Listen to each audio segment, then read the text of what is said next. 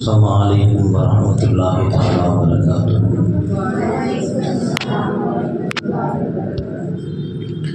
الحمد لله نحمده ونستعينه ونستغفره ونؤمن به ونتوكل عليه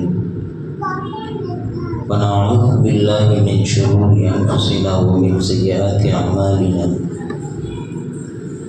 من يهده الله فلا مضل له ومن يضلله فلا هادي له. ونشهد أن لا إله إلا الله وحده لا شريك له. ونشهد أن سيدنا وسندنا ومولانا محمدا عبده ورسوله أرسله الله بالحق بشيرا ونذيرا وداعيا إلى الله بإذنه وسراجا منيرا. أما بعد، فقد قال الله تبارك وتعالى في القرآن العظيم وفي فرقان الحميد: فأعوذ بالله من الشيطان الرجيم. بسم الله الرحمن الرحيم. يا أيها الذين آمنوا اتقوا الله حق تقاته ولا تموتن إلا وأنتم مسلمون. صدق الله العليم. وقال نبينا وحبيبنا وشفيعنا محمد صلى الله عليه وسلم: من خاف الله خاف له كل شيء، كما قال عليه الصلاة والتسليم. سبحانك لا علم لنا إلا ما علمتنا إنك أنت العليم الحكيم. رب اشرح لي صدري ويسر لي أمري واحلل عقدة من لساني يفقهوا قولي. اللهم صل على سيدنا محمد وعلى آل سيدنا محمد وبارك وسلم عليه.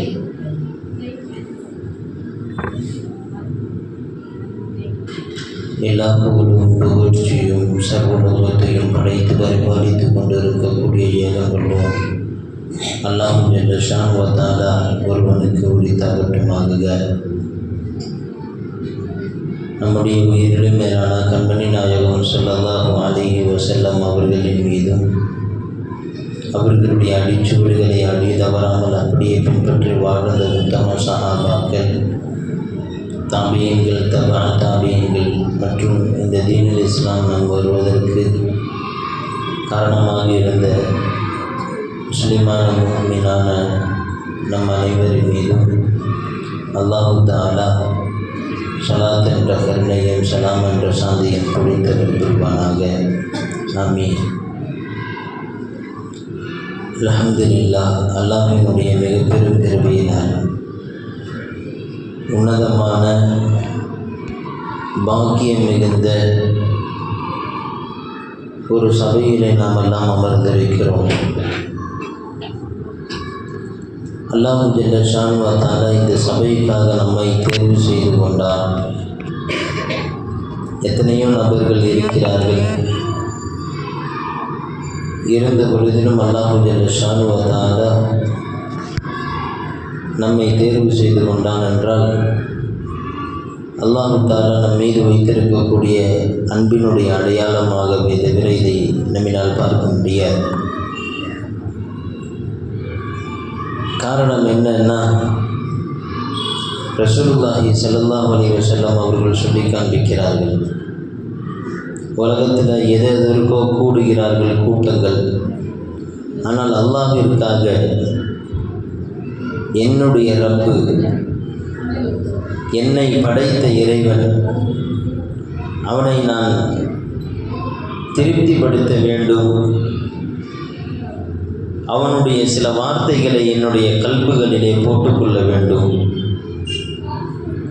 என்னுடைய மனதிலே அவனுடைய சில செய்திகளை உள்ளார்ந்து கேட்க வேண்டும் என்கின்ற நோக்கத்தில் நாம் இங்கு அமர்கிறோம். ரசூலுல்லாஹி ஸல்லல்லாஹு அலைஹி வஸல்லம் அவர்கள் சொல்கிறார்கள்: மா ஜலஸ கௌமுன் யذ்குருனல்லாஹ அஸ்ஸ வ ஜல் இல்லா நாதாஹும் மின் முனாதின் மினஸ் ஸமாய். அல்லாஹ்விற்காக, அல்லாஹ்வினுடைய திருப்திக்காக கூடியிருக்கக்கூடிய அந்த நல்ல மக்களை பார்த்து வானத்தில் இருக்கக்கூடிய மலக்குமார்கள் சொல்லுவார்களாம், கூமு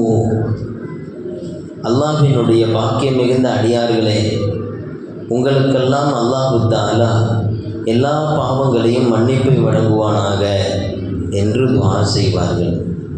குமு மஃபூரன் லக்கும்.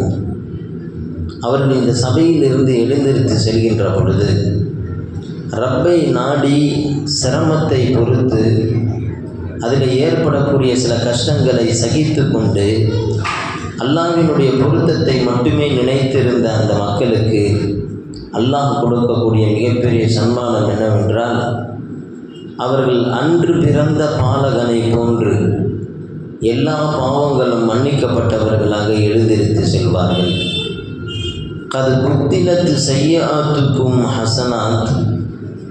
நீங்கள் செய்த ஒரு சில தவறுகள், சில பிழைகள், இப்படியெல்லாம் ஒரு வாழ்க்கையில் நாம் செஞ்சுருக்கிறோம் இல்லையா, இப்படியெல்லாம் செஞ்சுருக்கக்கூடாது என்பதாக நாமளே சில நேரத்தில் வருத்தப்பட்டு கொள்ளக்கூடிய சில நிகழ்ச்சிகள், அதை கூட அல்லாஹு ஜல்ல ஷானுவத்தில் பெருந்தன்மையோடு மன்னித்து, நீ எனக்காக என்னுடைய சில செய்திகளை கேட்க வேண்டும் என்பதற்காக நீ வந்து உட்கார்ந்த அல்லவா, அதற்காக நான் அந்த சிறு குறைகளையும் நான் நன்மைகளாக மாற்றிவிட்டேன் என்று அல்லாஹு ஜல்ல ஷானுவத்தால் ஏற்பாடு செய்கிறான் என நபி ஸல்லல்லாஹு அலைஹி வஸல்லம் அவர்கள் சொல்லக்கூடிய செய்தியை நம்மினால் பார்க்க முடிகிறது. அன்பு தாய்மார்களே, அப்படி இருக்கிற பொழுது ஒரு விசேஷமான ஒரு ஏற்பாட்டிற்காக அல்லாஹு தஆலா நம்மளை கபூல் செய்திருக்கிறான். அல்லாஹு தஆலா அவனுடைய பொருத்தத்திற்கு உரித்தான நல்லடியார்களாக நம் அனைவரையும் ஆக்கியருள்வானாக. நம்முடைய பிள்ளைகளை அவனுடைய பாக்கியத்திற்கு உரித்தானவர்களாக அல்லாஹ் ஆக்கியருள்வானாக. அல்லாஹு ஜல்ல ஷானுவ தஆலா எப்படியெல்லாம் வாழ வேண்டும், நம்மிடத்தில் என்னென்ன வாழ்க்கையெல்லாம் எதிர்பார்க்கிறானோ அப்படிப்பட்ட அழகான வாழ்க்கைக்கு நசீபானவர்களாக நம்மை கபூல் செய்து கொள்வானாக. என்னென்ன ஷைத்தானுடைய சூழ்ச்சிகள் இருக்கிறதோ, ஆபத்துகள் இருக்கிறதோ, இடர்கள் இருக்கிறதோ, அனைத்தையும் விட்டும் அல்லாஹ் தஆலா நம் அனைவரையும் பாதுகாப்பு தந்தருள் புரிவானாக. ஆமீன். அன்பானவர்களே, இன்றைக்கி உள்ள காலகட்டத்தில் நாமெல்லாம் மிகப்பெரிய ஒரு சோதனைக்கு உரித்தானவர்களாக இருந்து கொண்டிருக்கிறோம். சோதனைனா சாதாரணமான சோதனை அல்ல. ஒரு சின்ன பொருள் நம்மை விட்டு அகன்று விடுகிறது, துளைந்து விடுகிறது என்றால் அவனுக்கு அது ஒரு பெரியதாக தெரிவது கிடையாது. ஒரு சாதாரணமாக ஒரு பேனாவினுடைய மூடி காணலை, எதுவுமே நினைக்கிறது இல்லை. ஒரு பென்சில் காணலை, ஒன்றுமே நினைக்கிறது இல்லை. ஒரு பேப்பர், ஒரு சின்னதாக ஒரு துண்டு காணலை, ஒரு பெருசாக நினைக்கிறது இல்லை. ஆனால் அதுவே அவனுக்கு ஒரு பெரிய ஒரு தொகை, ஒரு நகை, அது சிறியதாக இருந்தாலும் அந்த நகை காணாவிட்டால், ஒரு விலை உயர்ந்த பொருள் அது காணாமல் போய்விட்டால் அவனுக்கு மிகப்பெரிய கவலை வருகிறது. அன்று இரவெல்லாம் அவனுக்கு தூக்கம் வருவதில்லை. எங்கே போட்டு இருப்போம், எப்படி போயிருக்கும் என்பதாக அவனுக்கு பல்வேறுபட்ட மன உறுத்தல்கள் வருகிறது. இந்த நேரத்தில் நாம் எல்லாம் யோசித்து பார்க்க வேண்டும். அல்லாஹு தஆலா நமக்கு கொடுத்திருக்கக்கூடிய மிகப்பெரிய பாக்கியங்களில் ஒன்று ஈமான் என்கின்ற பாக்கியம். இந்த ஈமான் என்கின்ற பாக்கியம் இருக்குது. இந்த உலகத்தில் அதற்குன்னு நிகரான ஒரு பாக்கியத்தை நம்மினால் சொல்ல முடியாது. ரசூலுல்லாஹி ஸல்லல்லாஹு அலைஹி வஸல்லம் அவர்கள் சொல்லி காண்பிக்கிறார்கள், கியாமத்துடைய தினத்திலே ஒரு மனிதன் வருவான். கியாமத்துடைய தினத்திலே ஒரு மனிதனை அல்லாஹு ஜல்ல ஷானுஹு வ தஆலா கொண்டு வருவான். அவன் எப்படிப்பட்டவன் என்று சொன்னால், இந்த உலகத்தில் வாழுகின்ற பொழுது எல்லா விதமான பாக்கியங்களையும் அனுபவித்தவன். ரசூலுல்லாஹி ஸல்லல்லாஹு அலைஹி வஸல்லம் அவர்கள் சொல்கிறாங்க, யுக்தா பி அன்ஆமி அஹ்லி துன்யா மின் அஹ்லின் நாரி யௌமுல் கியாமா. கியாமத்துடைய தினத்தில் ஒரு மனிதனை கொண்டு வரப்படும். அவன் எப்படிப்பட்டவன் என்றால், இந்த உலகத்திலே அவன்தான் அதிகமான பாக்கியங்களுக்கு உரித்தானவனாக இருந்தான். உடல் ஆரோக்கியம், செல்வம், சந்தோஷமான வாழ்க்கை, நல்ல குடும்பம், நல்ல சூழல், நல்ல உத்தியோகம், நல்ல வாழ்வாதாரம், இப்படின்னு உலகத்தில் நாம் என்னென்ன பாக்கியங்களை எல்லாம் ஆதரவு வைப்போம், ஆசை வைப்போம். அது எல்லாமே மொத்தமாக கொடுக்கப்பட்ட மனிதன் அவன். ஆனால் அவனுக்கு அல்லாஹ் ஒன்றே ஒன்று கொடுக்கலை. எதை கொடுக்கலை அப்படின்னு சொன்னால், ஈமானுடைய பாக்கியத்தை அல்லாஹ் தஆலா கொடுக்கலை. மற்றபடி இந்த உலகத்தில் எல்லா பாக்கியத்தையுமே கொடுத்தார். இப்போ கியாமத்துடைய தினத்தில் இவனை கொண்டு வரப்படும். ரசூலுல்லாஹி ஸல்லல்லாஹு அலைஹி வஸல்லம் அவங்க சொல்கிறாங்க, ஈமானுடைய பாக்கியம் மட்டும்தான் கொடுக்கல. இப்படிப்பட்ட இவனை அல்லாஹ் தஆலா அழைத்து யுஸ்பகு ஃபின்னாரி சுபகத்தன், நரகத்திலிருந்து சில சொட்டு நீரை அவன் மீது ஊற்றப்படும். கொஞ்சோண்டு சில தண்ணீர், கொதிக்கக்கூடிய தண்ணீரை அவன் மீது ஊற்றப்படும். அவன் அந்த வேதனை தாங்க முடியாமல் கத்துவான், கதறுவான். ஐயையோ இப்படி எரிகிறதே, என்னால் தாங்க முடியவில்லை என்பதாக அழுகுவான், புலம்புவான். இப்போ அல்லாஹு தஆலா அவனிடத்தில் கேட்பான், எப்ன ஆதம், மனிதனே, ஹல் ரஐத ஹைரன் கத்து, ஏதாச்சும் சந்தோஷன்றதை நீ பார்த்துருக்கியா? ஹல் மர்ரபிக்க நஐமுன் கத்து, ஏதாச்சும் மகிழ்ச்சி, சுகபோகமான வாழ்க்கை, ஏதாச்சும் ஒரு சுகத்தை நீ அனுபவித்திருக்கிறாயா என்று கேட்பான். யாரிடத்தில் கேட்குறான்? இந்த உலகத்தில் அதிகமான பாக்கியங்களை அனுபவித்த ஒரு மனிதன். இவனிடத்தில் அல்லாஹ் கேட்குறான், ஹல் ரஐத ஹைரன் கத்து, ஏதாச்சும் நல்லதை நீ பார்த்துருக்கியா? ஏதாச்சும் சுகத்தை நீ அனுபவிச்சிருக்கிறியா அப்படின்னு கேட்குறான். அப்போ அவன் சொல்லுவான், லா வல்லாஹி யா ரப்பி, என்னுடைய இரட்சகனே, உன் மீது சத்தியமாக சொல்கிறேன், நான் ஒரு நலவை கூட பார்த்தது இல்லை, ஒரு சுகத்தை கூட நான் அனுபவித்தது இல்லை என்பதாக அல்லாஹ்விடத்திலே மன்றாடுவான். இப்போ ரசூலுல்லாஹி ஸல்லல்லாஹு அலைஹி வஸல்லம் தொடர்ந்து சொல்கிறாங்க, வயுக்தா பி அஷத்தின் நாசி புர்சன் ஃபித் துன்யா மின் அஹ்லில் ஜன்னா, இன்னொரு மனிதனை அல்லாஹ் தஆலா கொண்டு வருவான். அவன் யார் அப்படின்னு சொன்னால், இந்த உலகத்தில் எல்லா விதமான கஷ்டங்களும் கொடுக்கப்பட்ட ஒரு மனிதன். அவனுக்குன்னு இந்த உலகத்தில் எந்த பாக்கியமும் இல்லை.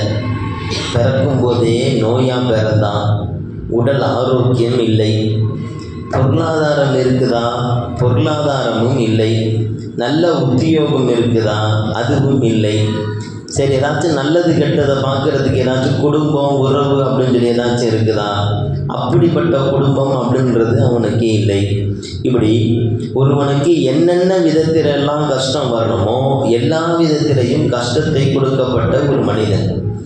கிட்டத்தட்ட சொன்னோன்னா இந்த உலகத்தில் அவனுக்கு பெருசாக சொல்லிக்கிற மாதிரி எந்த ஒரு பாக்கியங்களும் கொடுக்கப்படாத ஒரு மனிதன். அவனை அல்லாஹ் தஆலா கொண்டுட்டு வருவான். இவனுக்கு ஒரே ஒரு பாக்கியத்தை மட்டும் அல்லாஹ் தஆலா கொடுத்துருப்பான். என்ன பாக்கியம் என்றால், ஈமானுடைய பாக்கியத்தை கொடுத்துருப்பான். என்ன பாக்கியத்தை கொடுத்துருப்பான்? ஈமானை மட்டும் கொடுத்துருப்பான். வேறு எந்த பாக்கியமும் அவனுக்கு இருந்திருக்காது.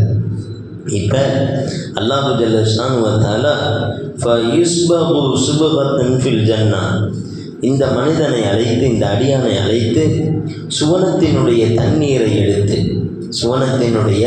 தண்ணீரை எடுத்து இவன் மீது கொஞ்சோண்டு ஊற்றுவான். ஊற்றுவான இவனுக்கு ஆனந்தம் தாங்காது, சந்தோஷம் அவனை பொறுக்க முடியாது. அவன் துள்ளுவான், குதிப்பான், சந்தோஷத்தில் ஆனந்தத்தில் விளையாடுவான். ரப்பு கேட்பான், எப்ன ஆதம், ஆதமுடைய மகனே, ஹல் ரஹீத புக்சன் கத்து, கஷ்டம் சொல்லி ஏதாச்சும் அனுபவிச்சிருக்கிறியா அப்படின்னு சொல்லி கேட்பான். ஹல் மர்ரபிக்க சித்தத்தின் கஷ்டம், ஏதாச்சும் வேதனைன்றது நீ ஏதாச்சும் அனுபவிச்சிருக்கிறியா அப்படின்னு கேட்பான். அசலில் இவன் யார் இவன்? உலகத்தில் எல்லா விதமான கஷ்டத்தையும் அனுபவித்த ஒரு மனிதன்.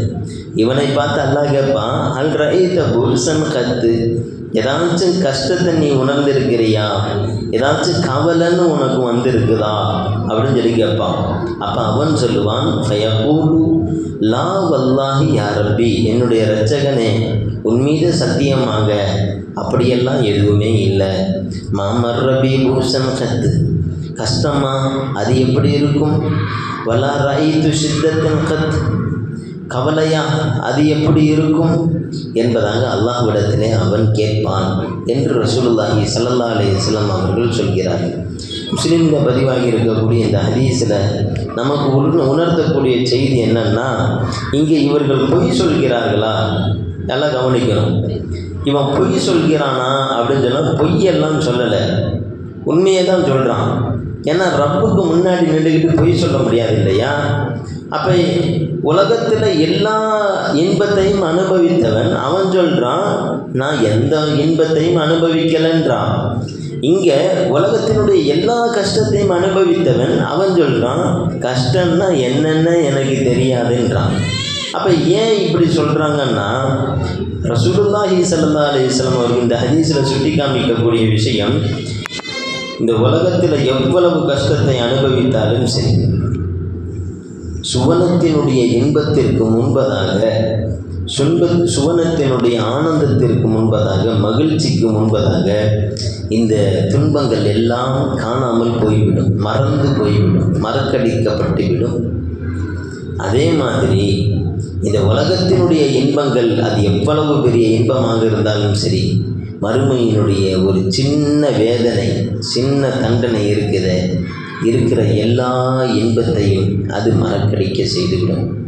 எனவே தான் அவன் நரகத்தினுடைய வேதனையை பட்டவுடன் இந்த உலகத்தினுடைய இன்பங்களெல்லாம் மறந்துட்டு, அனுபவித்த எல்லா பாக்கியங்களையும் மறந்துட்டு அல்லாஹ்விடத்தில் அவன் ரப்பே நான் எதையுமே அனுபவிக்கலையே என்பதாக சொல்லி காண்பிக்கிறான். அன்பானவர்களே, நாம் இப்போ யோசித்து பார்க்க வேண்டும். அப்படின்னா அல்லாஹு ஜல்ல ஷானு வ தஆலா மிக உன்னதமான பாக்கியத்திற்கு குறித்தான ஈமானுடைய பாக்கியத்தை நமக்கு தந்திருக்கிறான்னா அது எவ்வளவு பெரிய குறித்தானது அப்படின்றத நாம் விளங்கணும். ரசூலுல்லாஹி ஸல்லல்லாஹு அலைஹி வஸல்லம் அவர்கள் சொல்கிறார்கள், இந்த உலகத்தில் ததுரூன மா அக்ஸரு மா யுதுகிலுன் நாஸ அன்னார், நரகத்தில் அதிகமாக மக்களை நுழைவிக்கக்கூடிய விஷயம் எது தெரியுமா என்று கேட்கிறார். ததுரூன மா அக்ஸரு மா யுதுகிலுன் நாஸ அன்னார், மக்களை நரகத்திலே நுழைவிக்கக்கூடிய விஷயம் எது என்ன தெரியுமா என்று கேட்கிறார். சஹாபாக்கெல்லாம் சொல்கிறாங்க, அல்லாஹு வ ரசூலுஹு அலம், அல்லாஹுக்கும் ரசூலுக்கும் தான் தெரியும், யார் ரசூலா எங்களுக்கு தெரியலை என்று சொல்கிறார். அப்போ ரசூலுல்லாஹி ஸல்லல்லாஹு அலைஹி வஸல்லம் அவர்கள் சொன்னாங்க, ஃபஇன்ன அக்ஸர மா யுத்கிலுன் நாஸ அன்னார் அல் ஜௌஃபான், இந்த உலக மக்களில் அதிகமாக நரகத்தில் நுழைவிக்கக்கூடியது எது என்று சொன்னால் 2 சதை துண்டுகள். என்ன? மர்ம உறுப்பும் அதே போன்று அவனுடைய நாவும். பெரும்பாலும் நாவில் தான் அவர்கள் என்ன செய்கிறார்கள், நரகத்திற்கு போகிறாங்க. அடுத்தவர்களை குறித்து ஏதாவது ஒரு வார்த்தையை பேசுகிறது, அவர்களுக்கு பிடிக்காத வார்த்தைகளை பேசிவிடுவது, அவர்கள் இல்லாத பொழுது அவர்கள் வேதனைப்படக்கூடிய வார்த்தைகளை பேசிவிடுவது, அல்லது அவர்களுடைய மனம் காயப்படும் விதத்தில் கடுமையான முறையில் திட்டுவது, இதுவெல்லாம் நரகத்திலே சேர்க்கக்கூடியது என்று ரசூலுல்லாஹி ஸல்லல்லாஹு அலைஹி வஸல்லம் சொல்லிட்டு, ததுரூன மா அக்ஸரு மா யுத்கிலுன் நாஸ் அல் ஜன்னா, சுவனத்திலே நுழைவிக்கக்கூடிய விஷயம் எது தெரியுமா? அதிகமான மக்களை சுவனத்திலே நுழைவிக்கக்கூடிய ஒன்று எது தெரியுமா என்று கேட்கிறார்கள். சஹாபாக்களெல்லாம் அல்லாஹு வ ரசூலுஹு அலம் என்பதாக சொன்ன பொழுது ரசூலுல்லாஹி ஸல்லல்லாஹு அலைஹி வஸல்லம் அவர்கள் சொன்னார்கள், ஃபஇன்ன அக்ஸர மா யுத்கிலுன் நாஸல் ஜன்னா தக்வல்லாஹ் வ ஹுஸ்னுல் குல்க், அல்லாஹ்வினுடைய அச்சம், அல்லாஹ்வினுடைய பயம், தக்வா என்கின்ற அந்த உன்னதமான பண்பு, இந்த பண்பை நம்முடைய வாழ்க்கையில் அதிகமாக கொண்டு வர வேண்டும். இந்த தக்வா என்கின்ற அந்த பண்பு நம்முடைய உள்ளத்தில் அதிகமாக இருக்கிற பொழுது நாம் சுவனத்திற்கு உரித்தானவர்களாக மாறுவோம் என்பதை தாண்டி அல்லாஹ்வினுடைய பொருத்தத்திற்கு உரித்தானவர்களாக இருப்போம் என்பதில் எந்த ஒரு சந்தேகமும் இல்லை. தக்குவான்னு சொல்கிறாங்களே, தக்குவான்னா என்ன அப்படின்னு சொல்லி நாம் விளங்கணும். தக்குவா அப்படின்னு சொன்னால் நாம் எல்லாம் இறை அச்சம், பயம் என்பதாக நாம் பொருள் கொள்கிறோம். ஆனால் உண்மையிலேயே தக்குவா என்றால் இறையச்சம், பயம் என்ற பொருள் கிடையாது. மாறாக தக்குவா என்பதற்கு இறைவனின் மீது உள்ள காதலினால், நேசத்தினால் ஏற்படக்கூடிய ஒரு விதமான ஒரு அச்ச உணர்வு. நேசத்திற்குரிய ஒரு நபர் நமக்கு முன்னாடி நிற்கிறாரு, நாம் அவருக்கு முன்னாடி சில காரியங்களை நாம் செய்ய போகிறோம். ஆஹா, அவர்கள் நம்மீது வைத்திருக்கக்கூடிய அன்பு இங்கு சருகிவிடக்கூடாதே, நம்மின் மீது இருக்கக்கூடிய நன்மதிப்பு கொஞ்சமும் குறைந்து விடக்கூடாதே என்ற எண்ணத்திலே அந்த நேசமான மனிதருக்கு முன்னால் நாம் சில வேலைகளை நடந்து கொள்கிறோம் அல்லவா? இந்த நிலைக்கு பெயர்தான் தக்குவா. அல்லாஹ்விற்கு முன்னால் இருக்கக்கூடிய என்னுடைய ரப்பு என்னை கோபித்து கொள்ளக்கூடாதே, என்னுடைய ரப்பு என் மீது வைத்திருக்கக்கூடிய அன்பிலே ஒரு சின்ன சங்கடத்தை கூட ஏற்படுத்தி விடக்கூடாதே என்கின்ற ஒரு எண்ணம், ஒரு பதட்டம், ஒரு அச்சம் ஏற்படுகிறது அல்லவா? இதற்கு பெயர்தான் தக்குவா என்று நம் மக்கள் நமக்கு சுட்டி காண்பிக்கிறார். இமாம் கஸாலி ரஹ்மத்துல்லாஹி அலைஹி நம்முடைய வாழ்க்கையில் உலகத்தினுடைய விஷயத்தில் எந்த அளவுக்கு இருக்கிறோம், அல்லாஹுடைய விஷயத்தில் எந்த அளவுக்கு இருக்கிறோன்றதை நாம் புரியணும். கஸாலி ரஹ்மத்துல்லாஹி அலைஹி ஒரு மிகப்பெரிய ஒரு மேதை. அவரிடத்தில் சட்டம் கேட்பதற்காக ஒரு மனிதர் வருகிறார். வந்து சில மசாலாவினுடைய விளக்கத்தை கேட்கிறார். அந்த விளக்கத்தையும் கஸாலி ரஹ்மத்துல்லாஹி அலைஹி அவர்கள் கொடுக்கிறார். கொடுத்து விட்டு போகிற பொழுது அந்த வந்த நபர் தன்னுடைய சிறிய ஒரு பிள்ளையை அழைத்து வருகிறார். இப்போ கஸாலி ரஹ்மத்துல்லாஹி அலைஹி என்ன செய்கிறாங்க அப்படின்னு சொன்னால், தன்கிட்ட இருக்கக்கூடிய ஒரு இனிப்பு பண்டம் ஒன்று கையில் இருக்குது. அந்த இனிப்பு பண்டத்தை எடுத்து, ஒரு ஸ்வீட்டை எடுத்து அந்த குழந்தை இடத்துல கொடுக்குறாங்க. இந்தம்மா வாங்கிக்கோ என்பதாக கொடுக்குறாங்க. கொடுக்கும்போது அந்த குழந்தை வாங்க மறுக்குது. அந்த குழந்தை வாங்க மறுக்குது. தன்னுடைய தந்தையை பார்க்குது, தன்னுடைய அத்தாவை பார்க்குது, மேலே அண்ணாந்து பார்க்குது. அவங்க அத்தா சொல்கிறாரு, அமைதியாக இருக்கிறார். அமைதியாக இருந்தோன்னே திரும்பவும் கஸாலி ரஹ்மத்துல்லாஹி அலைஹி சொல்கிறாங்க, இந்தம்மா வாங்கிக்கோ, பரவாயில்ல வாங்கிக்கோ என்பதாக இரண்டாவது தடவை சொல்கிறார்கள். இரண்டாவது தடவை சொல்லியும் அந்த குழந்தை தன்னுடைய தந்தையை பார்க்கிறது, வாங்காமல் இருக்குது. மூணாவது தடவை அந்த தந்தையை பார்த்து கஸாலி ரஹ்மத்துல்லாஹி அலைஹி சொல்கிறாங்க, கொஞ்சம் வாங்கிக்க சொல்லுங்களேன் என்பதாக சொல்கிறாங்க. நீ வாங்கிக்கோ என்பதாக அந்த தந்தை கையில் தலையசைக்கிறார். தலையசைத்த மாத்திரத்தில் அந்த குழந்தையினுடைய முகத்தில் ஒரு ஆனந்தம் வெளிப்படுகிறது, சந்தோஷம், சிரிப்பு ஏற்படுகிறது. உடனடியாக அந்த கஸாலி ரஹ்மத்துல்லாஹி அவருடைய கையில் இருக்கக்கூடிய அந்த இனிப்பு பண்டத்தை அது சந்தோஷமாக பறித்து கொள்கிறது. அவங்கள்ட்ட அவங்க கொடுக்கறதுக்கு முன்னாடி அப்படியே பிடிக்கிறது. இதை பார்த்தோன்னே கஸாலி ரஹ்மத்துல்லாஹி அவர்களுக்கு அழுகை வருகிறது. என்னன்னு கேட்கும்போது கஸாலி ரஹ்மத்துல்லாஹி அவர்கள் சொல்கிறார்கள், இந்த குழந்தையிடமிருந்து நான் தக்குவாவை பெற்றுக்கொண்டேன் என்று சொல்கிறார்கள். என்ன விஷயம் அப்படின்னு சொன்னால், அந்த குழந்தைய பார்த்தீங்களா, அந்த குழந்தைக்கு இந்த பண்டத்தின் மீது, இந்த இனிப்பு ஸ்வீட்டின் மீது எவ்வளவு ஆனந்தம், எவ்வளவு இஷ்டம் இருக்குது. இவ்வளவு இஷ்டம் இருந்தும், இவ்வளவு ஆசை இருந்த பொழுதிலுமே தன்னுடைய தந்தைக்கு பிடித்தமானதா, தன்னுடைய தந்தைக்கு அது விருப்பமா என்று அந்த குழந்தை பார்க்குது.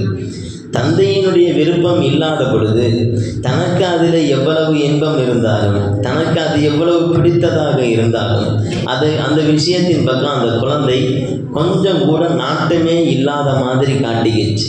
ஆனால் 2 தடவை நான் சொன்னேன். அப்பொழுது அந்த 2 தடவையுமே அந்த குழந்தை தனக்கு அந்த இனிப்பு பண்டத்தின் மீது உண்டான அந்த நேசத்தை வெளிப்படுத்தவே கிடையாது. அது அப்படியே நிற்கிது, அமைதியாக நிற்கிது. 3வது தடவை அந்த தந்தை தலையசைத்த மாத்திரத்தில் அது ஆனந்தத்தை வெளிப்படுத்தி கொண்டு ஓடி அந்த பண்டத்தை பிடுங்குகிறது. என்றால் நம்முடைய ரப்பிடத்தில் நாம் இப்படித்தானே நடந்து கொள்ள வேண்டும். இந்த உலகத்தில் வாழுகின்ற பொழுது எனக்கு பிடிக்குதா பிடிக்கலையா அப்படின்றத விட ஏன் ரப்புக்கு இது பிடிக்குமா, இந்த காரியத்தை நான் செய்கிறேன், இந்த விஷயத்தை நான் பார்க்குறேன், இந்த விஷயத்தை நான் பேசுகிறேன், இப்படி பேசுவதனால எனக்கு பிடிக்குது, என்னுடைய நஃப்ஸுக்கு பிடிக்குது, என்னுடைய இச்சைக்கு பிடிக்குது, ஆனால் என் ரப்புக்கு பிடிக்குமா? என்னுடைய ரப்புக்கு அது இப்படி பொருத்தமானதாக இருக்குமா அப்படின்றத நாம் பார்த்து வாழ்ந்தோம் என்று சொன்னால் இதுவல்லவா தக்வாவினுடைய வாழ்க்கை என்று கஸாலி ரஹ்மத்துல்லாஹி அவர்கள் சுட்டி காண்பிக்கிறார். அன்பு பெருமக்களே, நாம் யோசித்து பார்க்க வேண்டும், நம்முடைய வாழ்க்கையை நாம் எப்படி கடத்துகிறோம். ஒவ்வொரு நாளும் கடந்து கொண்டே செல்கிறது. ஒரு நாள் வரும், ஒரு நாள் இது மாதிரியே இருக்காது. ஒரு நாள் நம்முடைய பெயரை சொல்லி மௌத் அறிவிப்பு செய்யப்படும். இந்த இடத்தில் இருந்த இந்த நபர் அவர் காலமாகிவிட்டார், அவர் மரணமாகிவிட்டார் என்பதாக செய்திகள் பரவப்படும். நம்முடைய பெயர் சொல்லி இந்த நபர் அவர் வஃபாத்தாகிவிட்டார் என்பதாக மக்களிடத்தில் அறிவிப்பு செய்யப்படும். அந்த மக்களெல்லாம் இன்னா லில்லாஹி வ இன்னா இலைஹி ராஜிஊன் என்பதாக சொல்லுவார்கள். குடும்பமாக இருந்தால் பதறுவார்கள், தோழிகளாக இருந்தால் கவலைப்படுவார்கள், நட்பு வட்டாரங்களாக இருந்தால் வருத்தப்படுவார்கள், அறிந்தவர்களாக இருந்தால் அவர்கள் ஆதங்கத்தை வெளிப்படுத்துவார்கள். இப்படிப்பட்ட ஒரு நேரத்தில் தன்னுடைய ரப்பை வாழ்வதை நாம் சந்திப்பதற்கு இருந்து கொண்டிருக்கிறோம். ஒவ்வொரு நொடி பொழுதுகளும் அதை தான் நமக்கு உணர்த்தி காண்பிக்கிறது. இப்போ கடிகாரத்தினுடைய முள் எதை சுட்டி காண்பிக்கிறது என்பதாக சொல்லுகிற பொழுது அல்லாமா ரூமி ரஹ்மத்துல்லாஹி அவர்கள் சொல்வார்கள், நான் பார்த்த உபதேசம் செய்யக்கூடியவர்களையே மிக அதிகமான உபதேசம் செய்யக்கூடியவர் யார் என்று சொன்னால் கடிகாரத்தினுடைய முள் என்று சொல்வார்கள். ஏன்னா கடிகாரத்தில் இருக்கக்கூடிய முள் இருக்குது தெரியுமா, அந்த முள் ஒவ்வொரு செகண்டும் நமக்கு மௌத்தை அறிமுகம் செய்து கொண்டே இருக்கிறது. மனிதனே, அல்லாஹ் உனக்கு கொடுத்த ஆயுளில் ஒரு செகண்டு குறைந்து விட்டது. அல்லாஹ் உனக்கு கொடுத்திருக்கக்கூடிய ஆயுளில் 2 செகண்டு குறைஞ்சிருச்சு, 3 செகண்டு குறைஞ்சிருச்சு. இப்போ மனிதனே, அல்லாஹ் உனக்கு கொடுத்த அந்த கபரினுடைய வாழ்க்கை 1 செகண்டு முன்னாடி வந்திருக்கு, 2வது செகண்ட் முன்னாடி வந்திருக்கு, 3வது செகண்டு முன்னாடி வந்திருக்குன்னு சொல்லி ஒவ்வொரு நாளும் நாம் கபரை நோக்கி நகர்ந்து கொண்டு தான் இருக்கிறோம். நகர்ந்து கொண்டு இருக்கக்கூடிய இந்த நேரத்தில் நாம் நம்முடைய வாழ்க்கைகளை எப்படி அமைத்து கொள்ள வேண்டும் என்பதை நாம் யோசித்து பார்க்க வேண்டும். இந்த உலகம் இருக்கிற ஒமல் ஹயாத் துன்யா இல்லா மத்தாஉல் குரூர், அது ஏமாற்றக்கூடிய ஒன்றை தவிர வேறு எதுவும் இல்லை. பெரிய பணம் காசுகளை சம்பாதித்த மனிதர்கள், கோடி கோடியாக சேர்த்து வைத்த மனிதர்கள் எங்கிருக்கிறார்கள்? 6 அடி குழியில் இருக்கிறாங்க. பெரிய மாளிகை கட்டி முடிச்சுட்டு மாளிகைக்குள்ளே போகல, அல்லது மாளிகைக்குள்ளே போனால் அதை திருப்பி அனுபவிக்கலை, அவன் கபருக்குள்ளே போயிட்டான். உலகத்தை விட்டு போகிற பொழுது நாம் எதை உடுத்தினோம், எல்லா பொருட்களுமே நம்மை விட்டு அகற்றப்படுகிறது. நாம் உடுத்திய பொருள், நாம் அணிந்திருக்கக்கூடிய நகை, நாம் அனுபவித்த வாகனம், நாம் பயன்படுத்திய பொருட்கள் எல்லாவற்றையும் நம்மிடம் இருந்து வாங்கி அது பிறருக்கு பங்கு வைக்கப்படுகிறது இல்லையா? இந்த உலகத்திலிருந்து எதை நாம் எடுத்து செல்கிறோம்? எதையுமே நம்ம எடுத்துகிட்டு செல்றதில்லை. இன்னும் சொல்லப்போனால் நம்முடைய பெயர்களை கூட நாம் எடுத்துகிட்டு போகிறதில்லை. நம்முடைய பெயர்களை கூட நாம் எடுத்துகிட்டு போகிறதில்லை. 8 மணிக்கு வஃபாத்து, இது மாதிரி ஃபோன் அடிக்கிறாங்க. ஃபோன் அடித்து இது மாதிரி காலையில் 8 மணிக்கு ஃபாத்திமா வஃபாத் ஆகிட்டாங்க அப்படின்னு சொல்கிறாங்க. ஏதோ ஒரு ஃபாத்திமா வஃபாத் ஆகிட்டாங்க அப்படின்றாங்க. எதிர்முனையில் இருக்கக்கூடிய இன்னா லில்லாஹி வ இன்னா இலைஹி ராஜிஊன் அப்படின்றார். நம்மளே பார்த்துருப்போம். சொல்லிட்டு அவர் அடுத்த செகண்ட் சொல்லக்கூடிய வார்த்தை என்ன? அடுத்த செகண்ட் அவர் இந்த முனையிலேருந்து சொன்னவர் என்ன சொல்கிறாரு? இது மாதிரி இந்த நபர் மௌத்தா போயிட்டார், அப்துல் காதர் பாய் மௌத்தா போயிட்டார், காலையில் 8 மணிக்கு மௌத்தா போயிட்டார் அப்படின்னு சொன்னோன்னே எதிர்முனையில் இருக்கக்கூடியவர் இன்னா லில்லாஹி வ இன்னா இலைஹி ராஜிஊன் என்பதாக சொல்லிட்டு அடுத்த செகண்ட் என்ன கேட்குறாருன்னா, ஜனாசாவை எப்போ எடுக்கிறீங்க, ஜனாசா எங்கே இருக்குன்னு கேட்குறாரு. என்ன கேட்குறாரு? ஜனாசா எங்கே இருக்குன்னு கேட்குறாரு. அப்துல் காதர் பாய் இப்போ எங்கே இருக்கிறார் கேட்கல. என்ன கேட்கல? அப்துல் காதர் பாய் எங்கே இருக்காருன்னு கேட்கல. அப்துல் காதரை எப்போ எடுப்பீங்கன்னு கேட்கல. அந்த செகண்ட்லேயே அவருடைய பெயர் பறிக்கப்படுகிறது. அங்கே பெயர் என்ன செய்யப்படுது? எந்த பெயருக்காக ரிஜிஸ்டர் செய்யப்பட்டுச்சோ, எந்த பெயரிலே இந்த நிலங்கள் ரிஜிஸ்டர் செய்யப்பட்டுச்சோ, வீடு பதிவு செய்யப்பட்டுச்சோ, இந்த சொத்துக்கள் பதிவு செய்யப்பட்டுச்சோ, பொருட்கள் வாங்கப்பட்டுச்சோ அப்படின்ற எல்லா விஷயங்களும் அந்த பெயர் அவர் கண்ணை மூடிய அடுத்த செகண்டில் ஜனாசாவாக மாறுகிறார். டாக்டர், எம்பிபிஎஸ், இன்ஜினியர், மிகப்பெரிய ஆலிம், என்னவா இருக்கட்டும், மௌத்தா போனதுக்கு பின்னாடி என்ன சொல்கிறாங்க? டாக்டரை எப்போ எடுக்க போகிறீங்க, டாக்டரை எப்போ குளிப்பாட்டுறீங்க, இன்ஜினியரை எப்போ அடக்கம் செய்ய போகிறீங்க? அப்படியா? ஜனாசா என்கின்ற பெயர் புதிதாக வைக்கப்பட்டு விடுகிறது. அப்படின்னா உமல் ஹயாத்து துன்யா இல்லாமல் தகுல் இந்த உலகத்தினுடைய வாழ்க்கை வேறு என்ன? செங்கோட்டையை கட்டிய ஷாஜகான் எங்கே இருந்துகிட்டு இருக்கான்? இன்றைக்கி இந்தியாவினுடைய கட்டிடக்கலையை இளவரசர் என்பதாக சொல்லக்கூடிய ஒரு மிகப்பெரிய ஒரு அரசர் ஷாஜகான். அவன் கட்டிய அந்த கட்டிட கலைகள் என்பது சாதாரணமானதல்ல. அங்கே பார்த்தீங்கன்னா செங்கோட்டை இருக்கும். செங்கோட்டைன்றது சிம்மாசனம். அவன் அரியணையில் உட்கார்ந்து இருக்கக்கூடிய அந்த அரசாங்கத்தில் சிம்மாசனத்தில் உட்கார்ந்து இருக்கக்கூடிய ராஜா உட்கார்ந்து இருக்கக்கூடிய ஒரு மிகப்பெரிய ஒரு அந்த சேர் அது. இப்போ அங்கே பார்த்தீங்கன்னா அதுக்கு பக்கத்திலேயே ஜாமியா மஸ்ஜிதுன்னு ஒன்று இருக்கும் டெல்லியில். ஜாமியா மஸ்ஜிதை பார்த்தீங்கன்னா ஜாமியா மஸ்ஜிதில் மற்ற பள்ளி மாதிரி இருக்காது, மற்ற மஸ்ஜிது மாதிரி இருக்காது. இந்த மஸ்ஜிதுக்கு போனோம்னா கிட்டத்தட்ட ஒரு பெரிய ஒரு படிக்கட்டை நாம் கடக்கணும், மேலே ஏறணும்.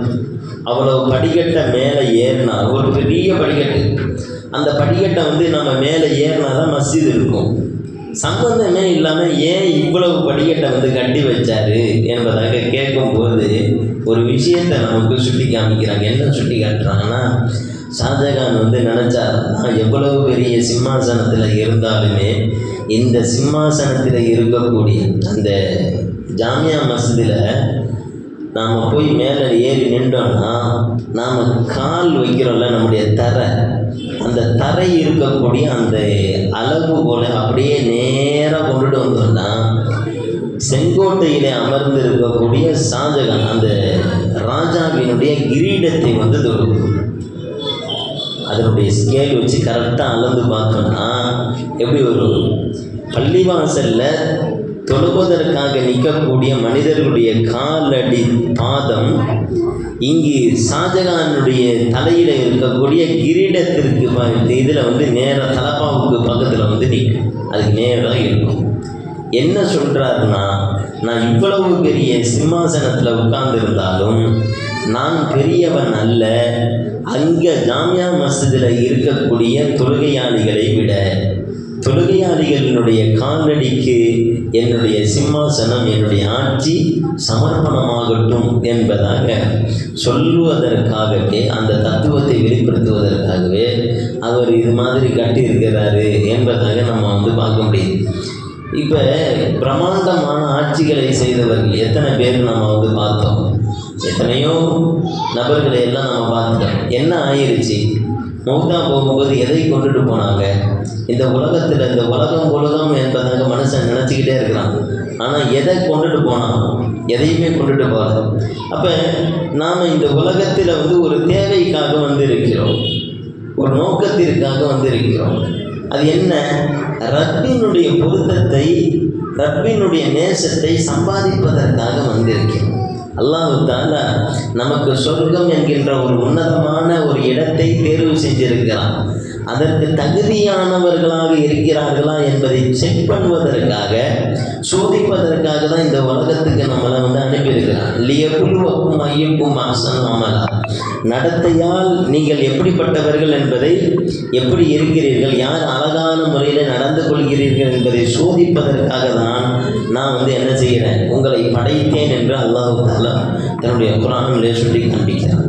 எனவே அன்பு தாய்மார்களே, நம்முடைய வாழ்க்கையில் வாழக்கூடிய அந்த சொற்பமான காலகட்டம், இந்த காலகட்டத்தில் தன்னுடைய ரப்புக்கு பிடித்தமான முறையில் நம்முடைய வாழ்க்கைகளை அமைத்துக் கொள்வதற்கு நாம் முயற்சி செய்ய வேண்டும்.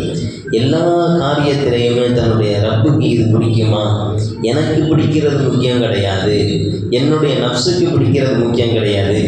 என்னை படைத்து ரசித்து ஒவ்வொன்றாக என்னை பார்த்து கொண்டு இருக்கக்கூடிய என்னுடைய ரப்பு. ஒரு சாதாரணமாக சாப்பிட்ட சாப்பாடு செரிமானம் ஆகலைன்னா அது எவ்வளவு பெரிய டேஞ்சரில் போய் விடுன்றது நமக்கு தெரியும். ஒரு வேளை சாப்பாடு சரிக்கலை, அது பெரிய ஒரு இதாகிருச்சு அப்படின்னா எவ்வளோ பெரிய ஆபத்து வரையிலும் கொண்டுட்டு போகும்ன்றது நமக்கு தெரியும். அதனால் ஏற்படக்கூடிய உடல் பாதிப்புகளை பற்றி தெரியும். அப்படி இருக்கும்போது அல்லாஹ் ஜல்ல ஷானுஹு நம்மளை பிறந்ததிலிருந்து அவ்வளவு அற்புதமான முறையில் செரிமானத்தினுடைய சூழலாக இருக்கட்டும், மூச்சு விடக்கூடிய சூழலாக இருக்கட்டும், எவ்வளவு பெரிய பாக்கியங்களை நமக்கு பார்த்து பார்த்து செஞ்சுட்டு இருக்கிறான். இப்போ இந்த ரப்புக்கு பிடித்தமான முறையில் நம்முடைய வாழ்க்கைகளை நாம் அமைத்து கொள்ளலைன்னா நாம் எப்படிப்பட்ட கல்லஞ்சம் கொண்டவர்களாக இருக்கிறோம் அல்லது இந்த உலகத்தினுடைய ஆசை கொண்டவர்களாக இருக்கிறோம் அப்படின்றத நாம் விளங்கணும். சைத்தான் நம்மளை ஏமாத்துகிறான். நாம் ஏமாந்து விடக்கூடாது.